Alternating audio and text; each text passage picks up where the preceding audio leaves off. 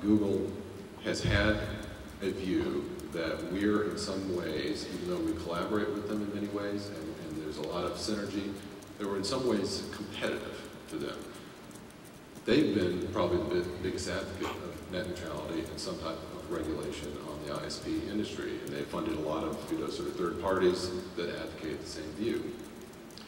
The point here is not to suggest that you should go off and regulate them, but do you worry at all, since we all are sort of converging in the same space, in this internet ecosystem, we collaborate sometimes, we compete sometimes, that at the end of the day, there's a risk that the government ends up regulating one part of the ecosystem and another part, where you could, I mean, if people make arguments about, market dominance, make arguments about, discrimination, I mean, because at the end of the day, a search algorithm is just a fancy name for discrimination.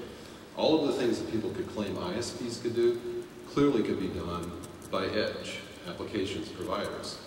And do you worry that at the end of the day there could be an imbalance? And do you care, in the same way that we care about ISPs consumers, about the consumers of those products and services on the edge of the platform?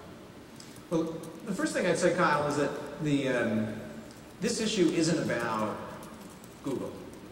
This issue is about the next Google, the next eBay, the next Amazon. It's about speakers who don't want to be censored on the internet, who are speaking lawfully, but want to have a chance to reach their audience. And it's about making sure that consumers at home who connect to the internet can connect to whatever is on the internet, and that people who want to put lawful content services, applications on the internet can do so.